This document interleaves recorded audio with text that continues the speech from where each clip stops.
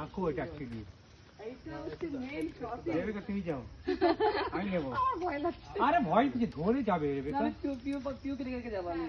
আরে ডুববে না, জল হাঁটু অব্দি। না তা হলো, আমি পিউকে দেখে যাবো। হ্যাঁ যাও।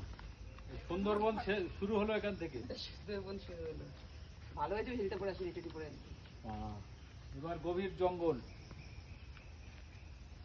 হাঁটু হাঁটু সাবধানে। আস্তে আস্তে আস্তে।